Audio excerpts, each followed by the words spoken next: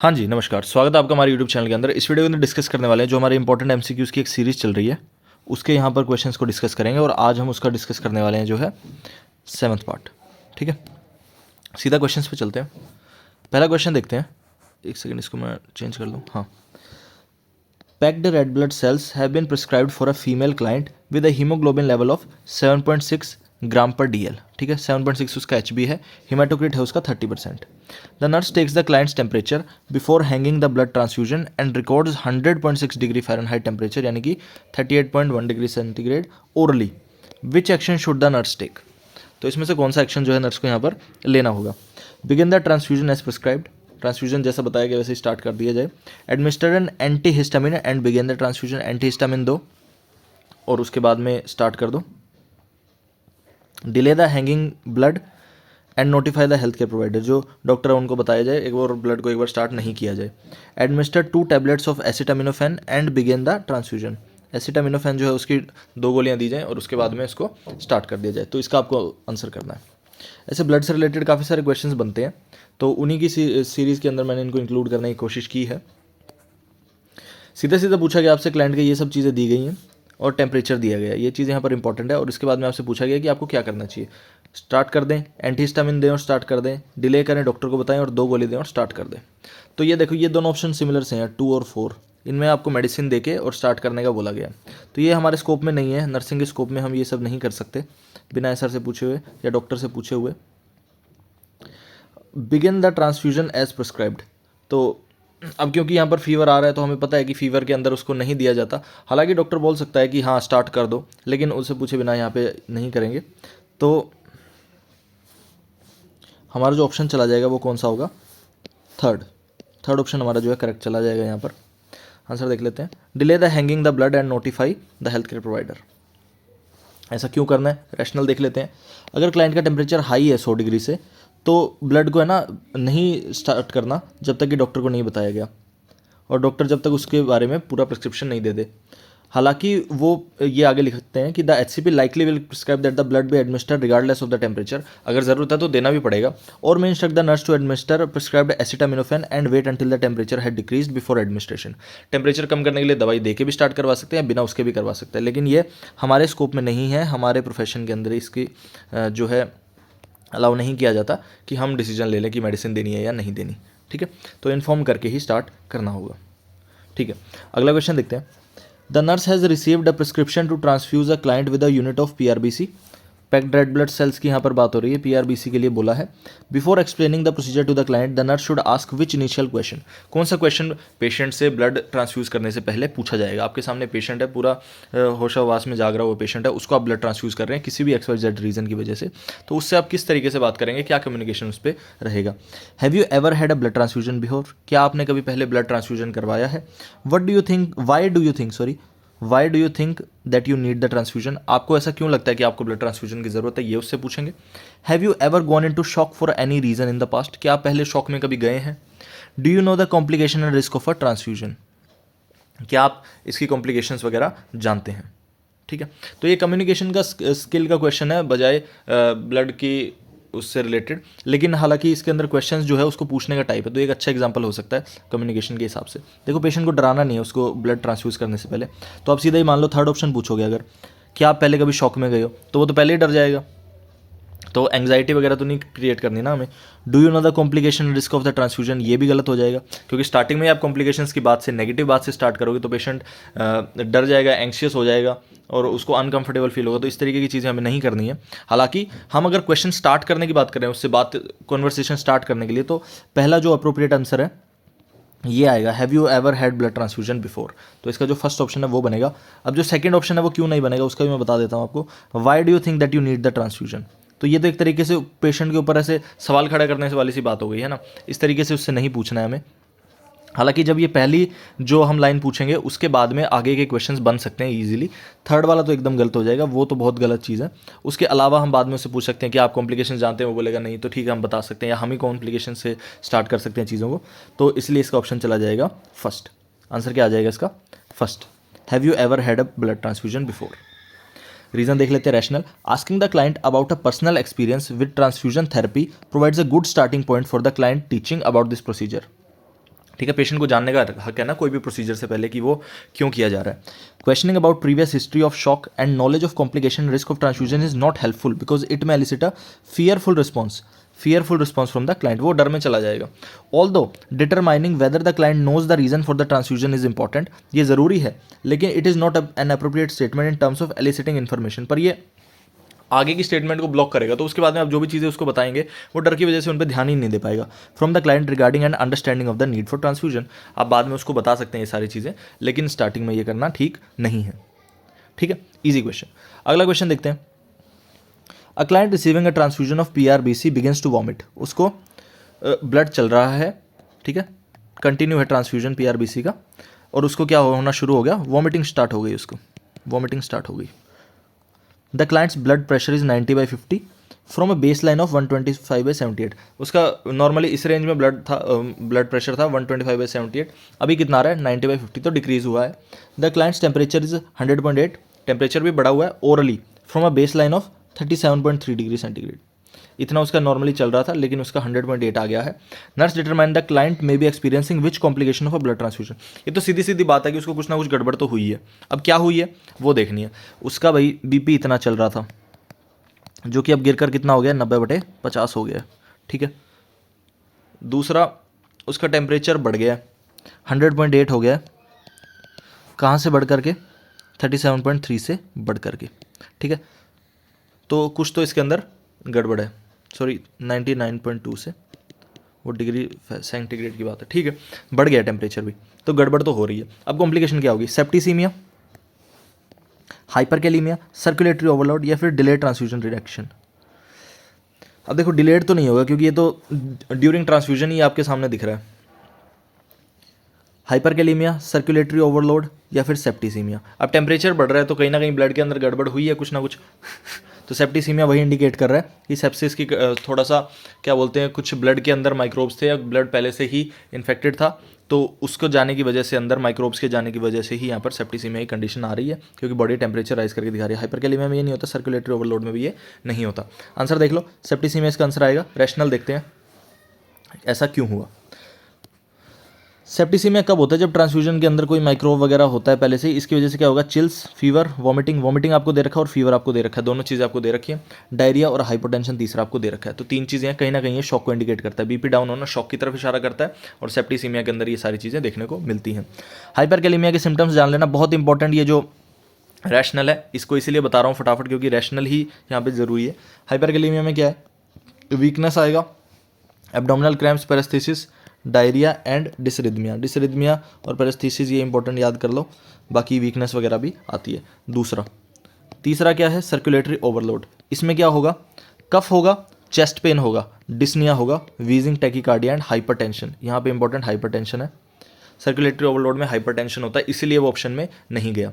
Delayed transfusion reaction क्या होगा, उसको तो काफ़ी दिन या महीने या साल भी लग जाते हैं. तो उसके साइन क्या रहते हैं, fever, mild jaundice and decreased haematocrit level. अभी देखो, ये आपको यहाँ पर चारों जो साइंस हैं ये ब्लड ट्रांसफ्यूजन से हो सकते हैं. चारों ही जो कंडीशंस बताई गई हैं, कौन कौन सी बताई गई थी आपको, सेप्टिसीमिया, ठीक है. इसके बाद में क्या बताया गया आपको, हाइपरकैलीमिया. तीसरा आपको बताया गया है यहाँ पर सर्कुलेटरी ओवरलोड, और चौथा आपको बताया गया डिलेड ट्रांसफ्यूजन रिएक्शन.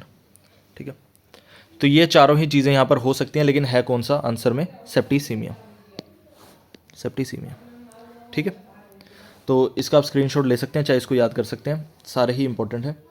याद रखना है, सर्कुलेटरी ओवरलोड में हाइपरटेंशन आएगा, इसलिए वो नहीं होगा. हाइपरकैलीमिया के अंदर क्या होगा, वीकनेस, एब्डोमिनल क्रैम्प्स और डायरिया वगैरह होगा. डिसरिथमिया साथ में ज़रूरी है, वो आएगा. डिसरिथमिया दिया होता तो हो जाता, ये सर्कुलेटरी ओवरलोड में ये दिया हो जाता तो हो जाता. और डिलेड के अंदर तो माइल्ड जॉन्डिस और ये आता है, और वो टाइम से आगे जाके होता है. ठीक है, यहाँ पे क्या इंपॉर्टेंट था, सेप्टिसीमिया में एक तो फीवर आ रहा था, वॉमिटिंग आपको दे रखी थी, और साथ में हाइपरटेंशन दे रखा था, जो कि क्या, शॉक के साइंस आ जाते हैं. ठीक है, अगला क्वेश्चन देखते हैं. The nurse determine that a client is having a transfusion reaction. उसको पहले ही पता है कि ट्रांसफ्यूजन रिएक्शन हो रहा है. उसने प्रोसेस के थ्रू या जो भी पहले उसके सिम्टम्स वगैरह दिए हैं उनके थ्रू जांच लिया कि ट्रांसफ्यूजन रिएक्शन ही है. ठीक है, उसके बारे में इस क्वेश्चन में ना कुछ बताया गया, सीधा स्टार्ट यहाँ से किया गया. After the nurse stop the transfusion. आपको पता है जैसे ट्रांसफ्यूजन रिएक्शन का सस्पेक्ट आप करते हैं, आपको लगता है कि है, तो सीधा ट्रांसफ्यूजन स्टॉप करना है. विच action should be taken next. अगला एक्शन क्या होगा. रिमूव द IV लाइन ही निकाल दो। Run a solution of 5% DW in water, D5 चला दो। Run a normal saline at a keep vein open rate, ऐसे रेट पे चलाओ कि जो IV लाइन है वो बस चालू रहे। Obtain a culture of the tip of the catheter device remove from the client, जो IV लाइन आप निकालो उसका कल्चर करके भेजो, टिप कल्चर भेजो, है ना। ये सब यहाँ पे लिखा हुआ है। ट्रांसफ्यूजन रिएक्शन है, ब्लड स्टॉप कर दिया, आगे क्या करना है। IV लाइन निकालना यहाँ पे सही नहीं बनता, क्योंकि अब ट्रांसफ्यूजन रिएक्शन कुछ आ रहा है तो आप आगे मेडिसिन देंगे, तो वो क्या मेडिसिन देंगे अगर आपने IV लाइन ही निकाल दी तो पहला ऑप्शन तो सीधा सीधा गलत हो जाएगा, ठीक है, ये गलत हो गया। Run a solution of D5 in water, ठीक है, इसको रुक के देखते हैं। Run a normal saline keep vein open rate, ऐसे रेट पे इसको चलाओ कि आपकी बस वेन चालू रहे, उसमें और कोई दवाई दे सकते हैं, तो ये एक बार ठीक लग रहा है, इसको रोकते हैं। Obtain a culture of the tip of the catheter device remove from the client, अब आपने रिमूव ही नहीं किया तो ये कैसे चलाएंगे। तो इसका आंसर क्या जाएगा, इसका आंसर जाएगा थर्ड, उसको वेन को ओपन रखना है, क्योंकि आगे भी हमें उसमें देना पड़ सकता है मेडिसिन वगैरह कुछ ना। रैशनल देखो, if the nurse suspected transfusion reaction, the nurse stops the transfusion and infuses a normal saline at a keep vein open rate pending further health care provider prescription, doctor को बताएंगे तो वो बताएगा कि क्या करना है। इससे क्या होता है, IV लाइन का एक्सेस रहता है, IV पेटेंट रहती है, और क्लाइंट का जो इंटरवेस्कुलर वॉल्यूम है वो भी मेंटेन रहेगा। The nurse would not remove the IV line because then there would be no IV access. Obtaining culture of the tip of the catheter device remove from the client is incorrect. First the catheter should not be removed, second cultures are performed when infection not transfusion reaction is suspected. IV line पहली बात तो निकालनी नहीं है, दूसरी बात culture तब भेजा जाता है जब आपको इन्फेक्शन वगैरह का सस्पेक्शन हो। नॉर्मल सलाइन सोल्यूशन ही बेस्ट चॉइस है DW के लिए, क्योंकि ये सेल्स को ना आपस में क्लम्पिंग रोकता है, उनकी सेल्स इकट्ठे होने शुरू हो जाते हैं, क्लॉट्स बनने शुरू हो जाते हैं, उनको रोकता है ये, ठीक है। बेसिक है, मतलब फर्स्ट चॉइस यही आती है, D5 वगैरह तो बाद की बात है, ठीक है। अगला क्वेश्चन देखते हैं, इजी क्वेश्चन था, कुछ भी नहीं देखना था, सीधा सीधा बस ये देखना था कि कल्चर क्यों नहीं भेजेंगे, वो आपको पता लग गया। D5 क्यों नहीं भेजेंगे, क्योंकि ज़्यादा प्रेफर्ड नॉर्मल सलाइन है, और लाइन को रिमूव करना ही नहीं है, क्योंकि हमें दवाइयाँ आगे देनी पड़ सकती हैं। अगला क्वेश्चन, एक क्लाइंट ने क्या रिसीव किया, blood of platelets. The nurse evaluates that the client is benefiting most from this therapy if the client exhibit which finding. Platelets का ट्रांसफ्यूजन उसको चल रहा है, नर्स को कैसे पता लगेगा कि हाँ सब अच्छे से चल रहा है, जब वो कौन सा साइन शो करेगा। हीमेटोक्रिट लेवल बढ़ गया, HB लेवल बढ़ गया, decline of elevated temperature to normal, temperature normal पे आ गया, या फिर decreased oozing of blood from puncture sites and gums. Haematocrit का परसेंटेज बढ़ गया मान लो, HB का लेवल बढ़ा, एलिवेटेड टेम्परेचर जो कि है नॉर्मल आ गया, या फिर ऊजिंग ऑफ ब्लड मतलब ब्लड का हल्का फुल्का निकलते रहना या लीक करना पंक्चर साइट से और गम्स से। अब देखो हीमेटोक्रिट कब बढ़ेगा, जब आप RBC वगैरह चढ़ाएंगे, PRBC सेम हीमोग्लोबिन के साथ होगा तो ये नहीं आएंगे। टेम्परेचर एलिवेट को नॉर्मल करने के लिए ब्लड का कोई काम नहीं है, उसके लिए तो आपको दवा वगैरह देनी पड़ेगी, और जो मेजर्स आप करते हैं कोल्ड स्पंजिंग वगैरह जो भी, वो उससे होगा। प्लेटलेट्स का काम ही क्या है, ब्लीडिंग को रोकना। जो प्लेटलेट्स आप दे रहे हैं तो उससे ऊजिंग, ब्लीडिंग, गम्स के अंदर ये सारी आपने सिम्टम्स पढ़े हुए ना, प्लेटलेट्स कम होने पे क्या क्या होता है, तो वो सारे सिम्टम्स जब ठीक हो रहे हैं इसका मतलब प्लेटलेट्स काम कर रहे हैं। सीधा सीधा ज़्यादा सोचने की जरूरत नहीं, आंसर इसका चला जाएगा 4। Platelets are necessary for proper blood clotting. The client with insufficient platelets may exhibit frank bleeding or oozing of blood from puncture site, wound and mucous membranes. Increased hemoglobin and hematocrit level would occur when the client has received a transfusion of RBC. तो शुरू के दोनों option ही cancel है। An elevated temperature would decline to normal after infusion of granulocyte because these cells were instrument in fighting infection in the body. या तो granulocyte डालो या वैसे कम करो, उससे कुछ बात बनेगी। ये ब्लड ट्रांसफ्यूजन के अंदर प्लेटलेट से तो नहीं होगा ये, ठीक है। ये इसका आंसर चला जाएगा। ग्रेनुलोसाइट्स वाली चीज़ जो है मैं बताना भूल गया, ये यहाँ पे लिखी हुई है। अगला क्वेश्चन देखते हैं। The nurse has obtained a unit of blood from the blood bank and has check the blood bank properly with another nurse. Blood आया ब्लड बैंक से, उसको पहले चेक करते हैं खुद और फिर दूसरे नर्स से चेक करवाते हैं और पहले उसको डॉक्टर से भी चेक करवा लिया जाता है। इस तरीके से वो चेक हो गया सब। तो फिर भी ट्रांसफ्यूजन स्टार्ट करने से पहले क्या एसेस करना पड़ेगा प्रायोरिटी पे? वाइटल साइंस पेशेंट के, स्किन कलर उसका, यूरिन आउटपुट या फिर लेटेस्ट हीमेटोक्रिट लेवल। ट्रांसफ्यूजन से जस्ट पहले ब्लड आ गया बैंक से, चेक कर लिया सभी ने, अब ट्रांसफ्यूजन से जस्ट पहले क्या चेक करना है? Vital sign, skin colour, urine output या फिर लेटेस्ट हीमेटोक्रिट लेवल। सीधा सीधा आंसर चला जाएगा वाइटल साइन, क्योंकि वाइटल साइंस आप इसलिए चेक करेंगे क्योंकि ट्रांसफ्यूजन से पहले आपको पता रहेगा कि बेसलाइन क्या थे वाइटल्स और ट्रांसफ्यूजन के बाद में क्या हो गए या ड्यूरिंग ट्रांसफ्यूजन क्या है। तो उससे आप जो ट्रांसफ्यूजन रिएक्शन है उसका आप पता लगा सकते हैं और उसको जल्दी से आइडेंटिफाई कर सकते हैं, ठीक है। उससे जस्ट पहले आप वाइटल्स लिखेंगे और उसके दौरान लिखेंगे वाइटल्स, ठीक है। इसका एक रैशनल क्या दे रखा है?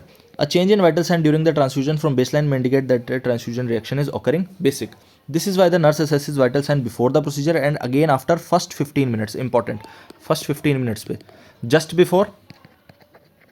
बिफोर स्टार्टिंग और आफ्टर 15 मिनट्स, ये दो चीज़ें. Thereafter per agency policy, और उसके बाद में जैसे जैसा हॉस्पिटल ने बताया उस हिसाब से. बाकी दोनों ऑप्शन है वो असेसमेंट के लिए नहीं, इसलिए वो प्रायोरिटी पे नहीं जाएंगे. ज़्यादा टाइम नहीं देंगे. अगला क्वेश्चन, नर्स क्या बोल रही है, एक अभी प्रिस्क्रिप्शन मिला कि ब्लड ट्रांसफ्यूज करना है पीआरबीसी किसी क्लाइंट के लिए. What action should the nurse take next. अभी आपको बताया गया है कि आपको एक पेशेंट को पीआरबीसी ट्रांसफ्यूज करना है, तो अगला एक्शन आपका क्या होगा. उसके ब्लड साइंस चेक करो, सॉरी वाइटल साइंस चेक करो. Order the blood from the blood bank से ब्लड मंगवाओ. Obtain Y site blood administration tubing, जो ब्लड के लिए जो आईवी सेट आता है, बीटी सेट जिसको बोलते हैं ब्लड ट्रांसफ्यूजन सेट, वो मंगवाओ. Check to be sure that consent for the transfusion has been signed. Consent के लिए चेक करो. जस्ट आपको भी बताया गया. अब आपको क्या करना है, वाइटल साइंस, ब्लड मंगवाओ, ब्लड बैग सिक्योर करो, या बीटी सेट मंगवाओ आईवी सेट की तरह जो आता है, या फिर कंसेंट चेक करो. सीधा सीधा आंसर चला जाएगा. आपको कंसेंट देखना है, लेना हमारा काम नहीं है, लेकिन चेक करना ज़रूर हमारा काम है कि है या नहीं है प्रेजेंट. ठीक है, क्या लिख रखा है, after receiving prescription for blood transfusion first action क्या होगा, to check and make sure that the consent for the transfusion has been signed by the client. If the client has consented the nurse should then check a set of vital signs. फिर vital sign लेंगे to be sure there is no contraindication for transfusion at that time such as an elevation in temperature. If the vital signs are acceptable the nurse can then gather supplies to administer the blood transfusion and order the blood from the blood bank. तो priority पे दे दिया. सबसे पहले क्या करना है आपको, प्रायोरिटी बेस्ड क्वेश्चन है सारे. कंसेंट लिया, फिर आपने किया वाइटल साइंस चेक, इसके बाद में आपने क्या करना है, जो बीटी सेट वगैरह है या जो भी सामान आपको चाहिए इंस्ट्रूमेंट, वो सारे गैदर करने हैं, और उसके बाद में ब्लड बैंक में कॉल करके ब्लड जो है मंगवाना है. ये प्रायोरिटी पे आपका काम रहेगा. समझ गए. अगला क्वेश्चन,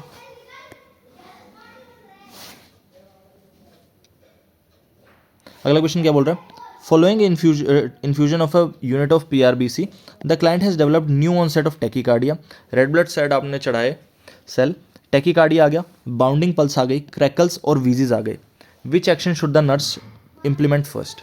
सबसे पहले आपको कुछ साइंस दे रखे हैं और उसके बाद में आपसे पूछा गया कि अब क्या करना है. पीआरबीसी आपने चढ़ाया, उसके बाद में ऑब्वियसली कुछ रिएक्शन आ रही है जिसकी वजह से क्या हो रहा है, हार्ट रेट बढ़ गया, पल्स बढ़ गई, बाउंडिंग पल्स मतलब पल्स की जो क्या बोलते हैं इंटेंसिटी है वो बढ़ गई, क्रैकल्स हो गए, वीजीज आ रहे हैं. तो अब क्या करना पड़ेगा, maintain bed rest with legs elevated, legs को ऊपर कर देंगे और बेड रेस्ट पे रखेंगे. Place the client in high Fowler's position, high Fowler position में ले लेंगे क्लाइंट को. Increase the rate of infusion of IV fluid, IV fluid का रेट हम बढ़ा देंगे. ठीक है, और consult with the HCP regarding initiation of oxygen therapy, O2 पे लेंगे उसको. अब एक चीज़ याद रखनी कि ब्लड चढ़ चुका है पूरा, इसलिए लिखा हुआ है फॉलोइंग, मतलब इन्फ्यूजन के बाद में ये सब चीज़ें आपको देखने को मिल रही हैं. तो एक ट्रांसफ्यूजन रिएक्शन ही है. इसमें क्या करेंगे, टैकीकार्डिया हो रहा है, बाउंडिंग पल्स हो रहा है, क्रैकल्स आ रहे हैं और वीजीज आ रहे हैं. तो अब क्या करना है आपको, देखो यहाँ पे क्या लिख रखा है, बाउंडिंग पल्स है, टैकीकार्डिया वगैरह है, तो आईवी फ्लूइड का तो हम रेट तो नहीं बढ़ाएंगे. ठीक है, आईवी का इसका फ्लूइड का रेट बढ़ाने से क्या होगा, बाउंडिंग पल्स है वो और ज़्यादा बढ़ेगी क्या, ऐसा कुछ होगा. Maintain bed rest with legs elevated, ये भी कहीं ना कहीं वही चीज़ इंडिकेट कर रहा है, तो ये चीज़ भी नहीं की जाएगी यहाँ पर. अभी इमीडिएटली आप डॉक्टर को इन्फॉर्म करके ऑक्सीजन थेरेपी स्टार्ट करने से भी यहाँ पे बात नहीं बनेगी. ठीक है, क्योंकि अभी डिस्निया वगैरह की बात नहीं हो, हालांकि क्रैकल्स और वीजीज अब नॉर्मल साउंड्स तो आनी शुरू हो गई हैं. हाई फाउलर पोजीशन में रखेंगे पहले, जिससे कि उसकी ब्रीथिंग ईजी हो. ठीक है, अब आप एक बार इसमें वो खुद से सोच लीजिए कि क्या इसमें कंडीशन आई थी, फिर आप उसको रिवील करते हैं कि ये क्यों हो रहा है सारा. अभी आपको थोड़ी देर पहले भी मैं बता के हटाऊँ, जो 4 आपको कॉम्प्लिकेशंस बताए थे उसमें से ही एक बनेगा ये. खैर देख लेते हैं इसको. New onset of tachycardia, bounding pulse, crackles, wheezes or post transfusion is evidence of fluid overload या circulatory overload, a complication associated with blood transfusion. अभी भी आपको बताया थोड़ी देर पहले कि जो सर्कुलेटरी ओवरलोड है उसी के अंदर ही सारी चीज़ें होंगी. तो हम सीधी सी बात है कि ना तो फ्लूइड का रेट बढ़ाएंगे ना उसके लेग्स को अप करेंगे. Client in high Fowler position will facilitate breathing, क्योंकि इसके अंदर क्या हो रहा है, क्रैकल्स आ रहे हैं, वीजीज आ रहे हैं, सांस लेने में डिफिकल्टी वगैरह वैसी चीज़ें भी देखने को मिलेंगी, लेकिन सबसे पहले हाई फाउलर पोजीशन में रखना पड़ेगा. इससे क्या होगा, increase the blood return to heart such as leg elevation, administration oily fluid should be avoided, क्योंकि इससे क्या होता है कि और ज़्यादा लोड बढ़ेगा हार्ट पे, क्योंकि पहले से ही फ्लूइड ओवरलोड हो रखा है, तो आपको लेग्स अप नहीं करनी और आईवी फ्लूइड का रेट नहीं बढ़ाना। In addition to administration fluids cannot be initiated without a prescription, बिना पूछे हम ये स्टार्ट भी नहीं कर सकते। एससीपी को हालांकि ये बताना ज़रूरी है और ज़रूरी भी हो सकता है, लेकिन पहले पोजीशन चेंज करना पड़ेगा जिसमें थोड़ा सा समय लगता है और जिससे इफेक्ट जल्दी आता है, और जो कि पहले स्टार्ट करना चाहिए। ठीक है, तो पहले आपको क्या करना है, ये जो आपको यहाँ काम बताया है, पहले क्लाइंट को फाउलर पोजीशन में रखेंगे, बाकी सारे काम बाद में। अगला question, a client is brought to the emergency department having experience blood loss related to an arterial laceration. किसी आर्टरी के अंदर कट लग गया है, वहाँ से ब्लड निकले जा रहा है, उसकी वजह से ब्लड लॉस और पेशेंट ईडी में आया है, इमरजेंसी डिपार्टमेंट में आया है। Which blood component should the nurse expect the doctor to prescribe, तो कौन सा डॉक्टर जो है कौन सा ब्लड का प्रोडक्ट, यानी कि पीआरबीसी, प्लेटलेट ग्रेनुलोसाइड, एफएफपी या पीआरबीसी, कौन सा स्टार्ट करने के लिए बोलेगा।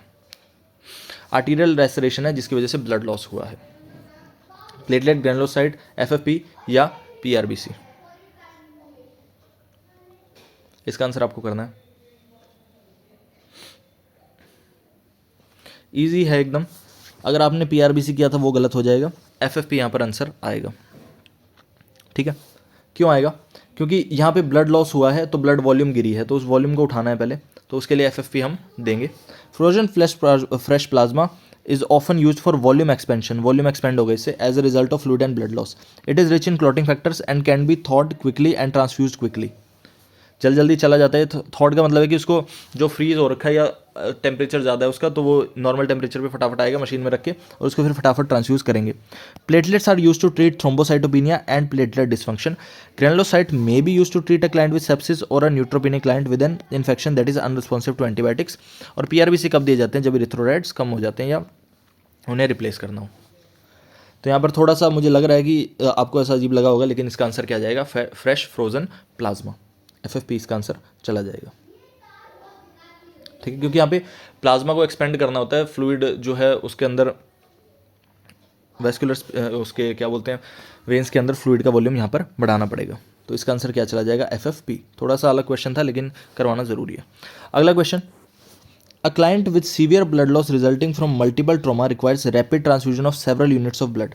मल्टीपल ट्रॉमा है उसको, और उसके बाद में क्या है, उसको अभी ब्लड की यूनिट्स काफ़ी सारी चढ़ानी पड़ेंगी, रैपिड ट्रांसफ्यूजन चाहिए।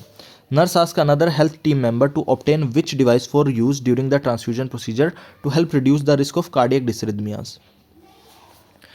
काफ़ी सारा ब्लड चढ़ाना है, ट्रॉमा के अंदर आया है पेशेंट, तो कौन सी मशीन वो अपने साथी से मंगवाएंगे इसके अंदर हेल्प करने के लिए जिससे कार्डियक डिसरिथमियाज ना हो। Infusion pump, pulse oximeter, cardiac monitor या फिर ब्लड वार्मिंग डिवाइस। अब आपको ये तो पता है कि ब्लड ट्रांसफ्यूजन की बात हो रही है, इन्फ्यूजन पंप का कोई मतलब नहीं, पल्स ऑक्सीमीटर का कोई मतलब नहीं, कार्डियक मॉनिटर चलो ठीक है वो तो पहले से ही प्रेजेंट होना चाहिए वहाँ पे। यहाँ पे आंसर आएगा blood warming device, blood warming device answer आएगा। क्यों आएगा देखते हैं फटाफट। If several units of bloods are to be administered rapidly a blood warmer should be used, क्योंकि rapid transfusion of cool blood places the client at a risk of cardiac dysrhythmia. एक के बाद एक चढ़ाने पड़ेंगे। अब ब्लड आपको पता है थोड़ा सा कोल्ड में स्टोर किया जाता है, तो कार्डियक डिसरिथमिया होने के चांस रहते हैं, तो इसके लिए ब्लड को वार्म करना पड़ेगा चढ़ाने से पहले। Pulse oximeter and cardiac monitor equipment are useful for early assessment of complication but do not reduce the occurrence of cardiac dysrhythmia. वो मॉनिटरिंग डिवाइस है, इसलिए आपको जो हम पढ़ते हैं असेसमेंट, डायग्नोसिस, प्लानिंग, इंटरवेंशन और इवैल्यूएशन, तो उसके हिसाब से आपको यहाँ पर देखना है कि यहाँ पे असेसमेंट की बात नहीं हो रही, डायग्नोसिस की बात नहीं हो रही, प्लानिंग की बात नहीं हो रही, इंप्लीमेंटेशन की बात नहीं हो रही, यहाँ पे इवैल्यूएशन की बात नहीं हो रही है ना। तो यहाँ पे इनमें से कौन सी बात हो रही है, जो भी बात है वो यहाँ पर पढ़ के आपको आंसर करना पड़ेगा। यहाँ पे इंटरवेंशन आपको करना है, तो इसके अंदर हमें असेसमेंट नहीं करना है। असेसमेंट के डिवाइसेस कौन से आ गए आपके, ये पल्स ऑक्सीमीटर और कार्डियक मॉनिटर है ना। यहाँ पे आपको सीधा ऐसा डिवाइस चाहिए जो सीधा इंप्लीमेंट हो, है ना। Electronic infusion device are not helpful in this case because the infusion must be rapid. और इन्फ्यूजन जो होता है, क्या बोलते हैं, इलेक्ट्रॉनिक इन्फ्यूजन या फिर इन्फ्यूजन पंप, वो तो एक स्लो रेट से या फिर जो हम मेजर करके डालते हैं उससे जाता है, उससे ब्लड ट्रांसफ्यूजन नहीं होता है। आगे क्या लिखा हुआ है, आगे लिखा हुआ है electronic infusion are not helpful in this, they must be rapid and infusion devices generally are used to control the flow rate. In addition, not all infusion devices are made to handle blood or blood products. तो इसका simple सा answer आपको बता दिया मैंने, blood warm करके चढ़ाना है, उससे डिसरिथमिया नहीं होगा। नेक्स्ट क्वेश्चन देखिए, a client has a prescription to receive a unit of PRBC, the nurse should obtain which IV solution from the IV storage area to hang with the blood product at the client's bedside. Blood उसको transfuse करना है आपको, blood transfusion के दौरान कौन सा IV fluid आप पास में रखेंगे? ये क्वेश्चन पहले भी डिस्कस कर लिया इनडायरेक्टली अभी इसके अंदर, फिर भी ऑप्शन देख लेते हैं। RL 0.9% NS, D5 इन सोडियम क्लोराइड या D5 इन 0.45 सोडियम क्लोराइड। इसका आंसर आप बताइए। इजी आंसर, टाइम लगाना ही नहीं है बिल्कुल भी। प्रेफर्ड कौन सा था? 0.9% सोडियम क्लोराइड। थोड़ी सी देर पहले बता के हटाऊँ अभी। क्यों है ऐसा? Sodium chloride is a standard isotonic solution use to precede and follow infusion of blood products. उससे पहले भी चलाना है और ब्लड ट्रांसफ्यूजन के बाद में भी चलाना है। Dextrose is not used because it could result in clumping and subsequent haemolysis. Dextrose का यूज़ नहीं करते हैं ब्लड ट्रांसफ्यूजन के दौरान या उससे पहले या बाद में ऑफ RBC, ठीक है। लैक्टेटेड रिंगर कोई सोल्यूशन ऑफ चॉइस नहीं है इस प्रोसीजर का। इसका आंसर क्या चला जाएगा? 0.9% सोडियम क्लोराइड, 0.9% NS, ठीक है। लास्ट क्वेश्चन आज का। The nurse is caring for a client who is receiving a blood transfusion and is complaining of a cough. The nurse checks the client's vital signs which include temperature जो कि हो गया 97.2, pulse 108, BP 152/76, respiratory rate 24 और oxygen saturation 95% on room air. Client room air पे है और ये इसके वाइटल्स दिए हुए हैं। The client denies pain at this time. Pain उसको नहीं हो रहा है। Based on this information what initial action should the nurse take? Cough की कंप्लेन कर रहा है ओनली वो, और उसके अलावा उसके वाइटल साइंस इस प्रकार है। 24 रेस्पिरेटरी रेट है और सैचुरेशन कितना है? 95%। अब इसके ऊपर आप क्या करेंगे? Collect a urine sample for analysis, place the client in upright position, compare current data to the baseline data, slow the rate of blood transfusion. इसका आंसर आपको करना है।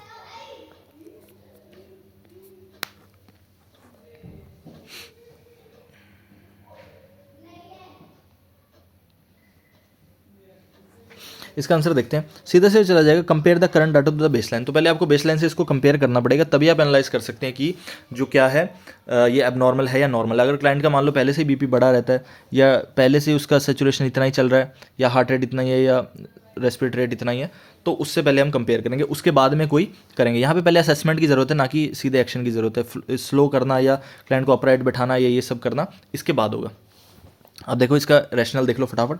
Client receiving a blood transfusion, nurse should monitor for potential complication of transfusion. Complications आ सकते हैं, उन्हीं को monitor करने के लिए सारा जो है जंजाल किया जा रहा है। One of the complications is circulatory overload. अब आपको कफ दिखा हुआ दिख रहा है तो वो सर्कुलेटरी ओवरलोड को हालांकि वो इंडिकेट कर रहा है, लेकिन फिर भी साइन एंड सिम्टम्स क्या आ जाते हैं इसके? Cough, dyspnoea, chest pain, wheezing on auscultation of the lungs, headache, hypertension, tachycardia and a bounding pulse and distending neck veins, ठीक है। तो कॉम्प्लिकेशंस बहुत इंपॉर्टेंट है ब्लड जो IV इन्फ्यूजन है उसके अंदर।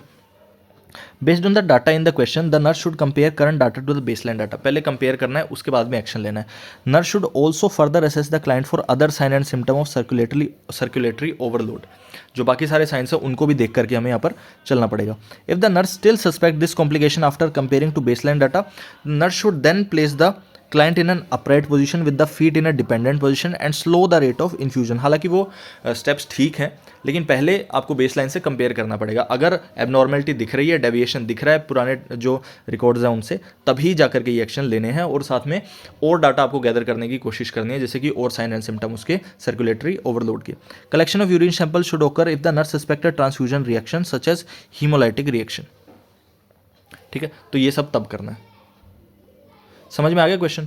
थोड़े से इंपॉर्टेंट क्वेश्चंस को आज मैंने डालने की कोशिश करी, थोड़े से सारे ही जो ब्लड के टॉपिक से रिलेटेड है उनको डालने की कोशिश करी। आगे से फिर से मिक्स क्वेश्चंस करेंगे, जैसे जैसे टॉपिक आ रहे हैं उस हिसाब से क्वेश्चंस मैं करवा रहा हूँ। फिर भी आपको कोई डाउट या क्वेरी है तो आप कमेंट करके पूछ सकते हैं। वीडियोस को आप शेयर कीजिए, पुरानी सारी वीडियोस भी आप देखिए। कोशिश यहाँ पे यही रह रही है कि डेली एक वीडियो डाली जाए, लेकिन फिर भी हर 2 दिन में एक वीडियो डालने की कोशिश मैं यहाँ पर कर रहा हूँ। पुरानी वीडियोज़ में आप रिस्पॉन्स तो दे रहे हैं, लेकिन इतना अच्छे से नहीं आ पा रहा है। उसको आप और अच्छे से देखिए पूरी वीडियोज़ को, और आपको कोई स्पेसिफिक टॉपिक जिससे रिलेटेड बनानी हो वीडियो, उसके लिए आप मुझे बता सकते हैं। इसी के साथ इस वीडियो करते हैं एंड, मिलते हैं नेक्स्ट वीडियो के अंदर। बन रही हमारे चैनल नर्सिंग रफर के साथ। धन्यवाद।